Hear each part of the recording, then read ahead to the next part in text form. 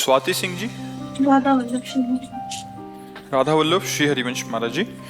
महाराज जी, मेरी कोई संतान नहीं है, परंतु उसकी प्राप्ति के लिए शरीर की माता जी प्राय अलग अलग भगवान के पाठ करने को बोलती है। उनकी प्रसन्नता के लिए मैं कर तो लेती हूँ, पर श्री जी की शरणागत होने के कारण पूर्ण भाव नहीं बन पाता। कहीं श्री जी या अन्य या उन भगवान के प्रति अपराध तो नहीं बन रहा, मतलब अंदर से भाव नहीं रहता। कोई और भगवान है नहीं, एक ही है। हाँ, उनको विविध नाम है, विविध रूप है, विविध आराधनाएं हैं।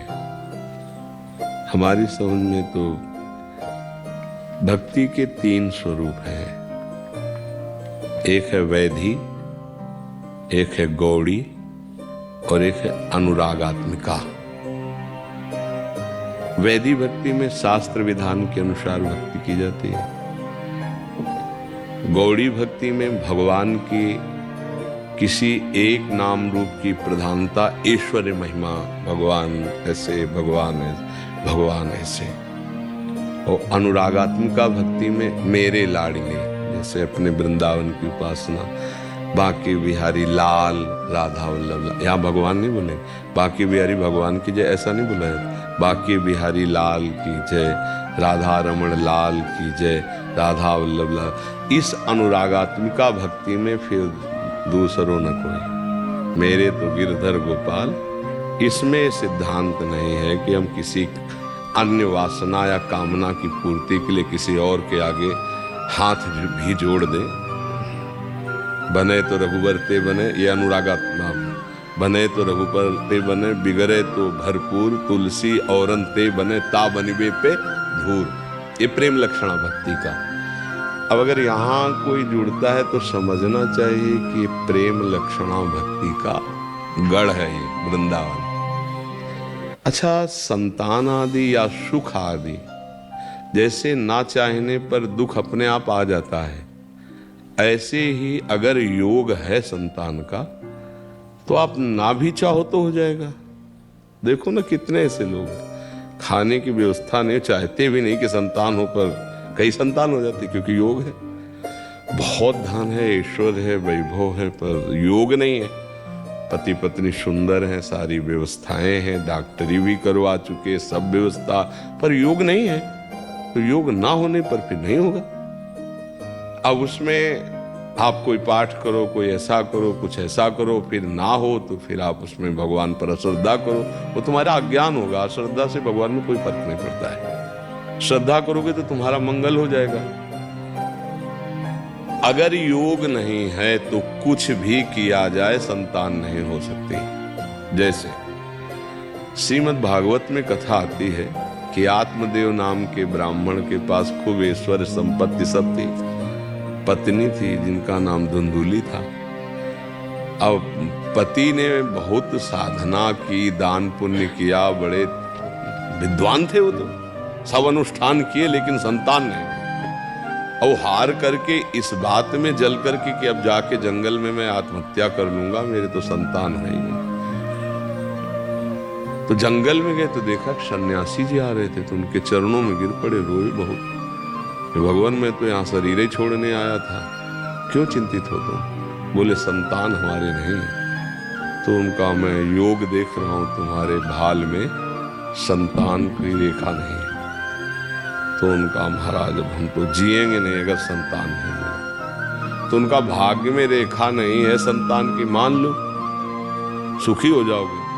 बोले नहीं महाराज हम तो उन्होंने तपोबल से एक फल प्रकट किया और दिया कि अगर अपनी पत्नी को खवा दोगे तो गर्भवती हो जाएगी, बढ़िया संतान होगी, पर तुम्हारे है नहीं भाग्य में संतान ही होगी। फल दे दिया।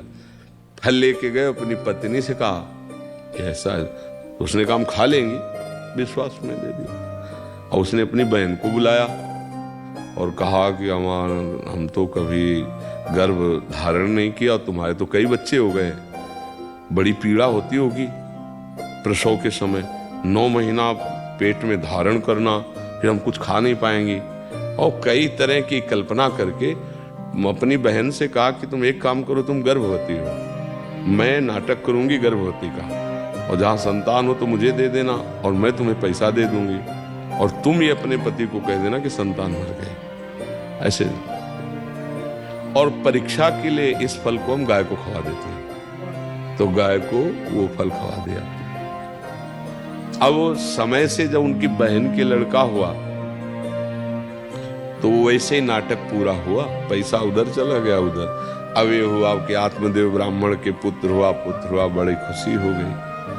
अब उसने अपने पति से कहा कि पूर्व में संतान ना होने के कारण मेरे वक्षा स्थल में दूध नहीं है, मेरी बहन के लड़का हुआ तो वो पधार गया, तो अगर उसको हम सेवा के लिए बुला ले तो बढ़िया रहेगा। तो बुला लिया, वो बढ़िया बात बन गई, क्योंकि बहन थी। वो इधर समय आने पर गाय के पुत्र हुआ, तो कान भर गाय के, बड़ा ही तेजस्वी, क्योंकि ऋषि का फल।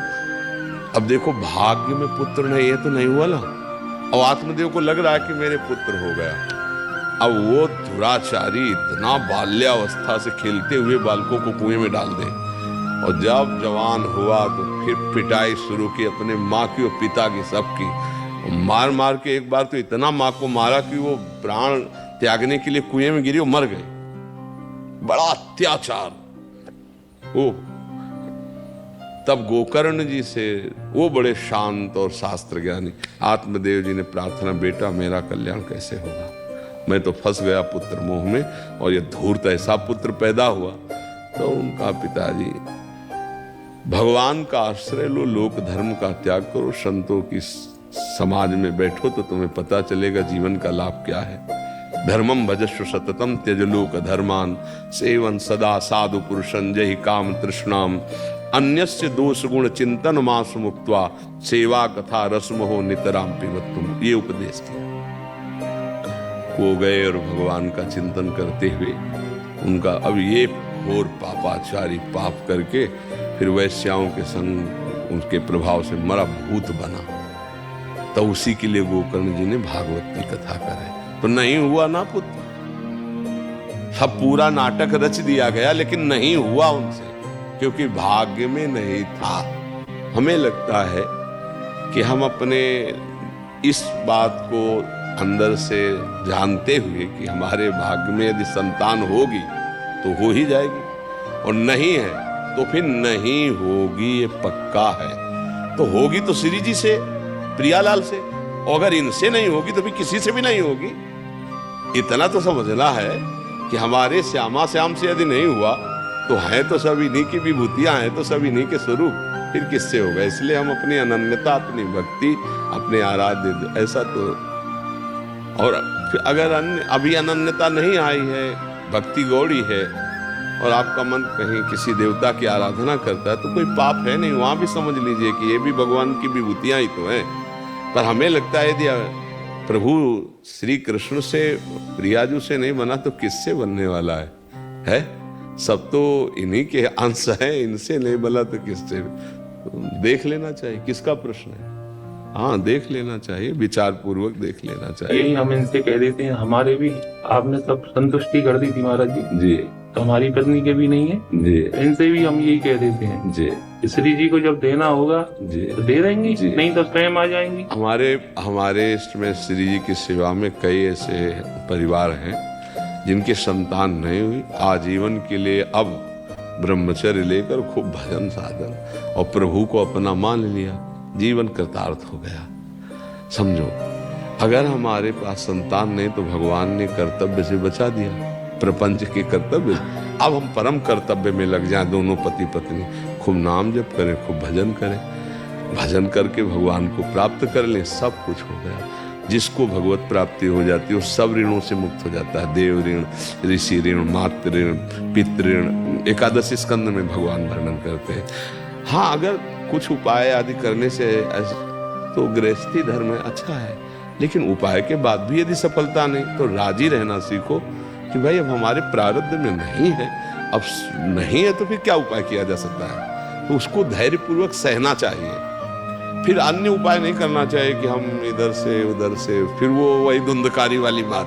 हाँ, उसमें क्या होगा कि जैसे आपकी संतान है तो आपके अंश से पैदा है, आपका स्वभाव, माता पिता का रूप और स्वभाव जाता है पुत्र के ऊपर, पहचाना नहीं जाता। तुम उनके लड़के हो क्या? बोले क्यों? बोले आकृति मिलती है और देखो डीएनए भी मिलता है, नहीं मिल, और स्वभाव, आचरण, माता पिता का ढांचा पुत्र के ऊपर आता है ना, पुत्र या पुत्री संतान के ऊपर, उससे गुण भी आते हैं। अब वो कहाँ से प्रकट हुआ उसके क्या संस्कार हैं, उसके क्या गुण हैं, वो आएगा तो धुंधकारी जैसे बहन का लड़का है, आतंक मचा दिया, क्या क्या लीलाएं। तो हमें लगता है कि हमारे भाग में पुत्र सुख नहीं बदा है, तो नहीं बदा है।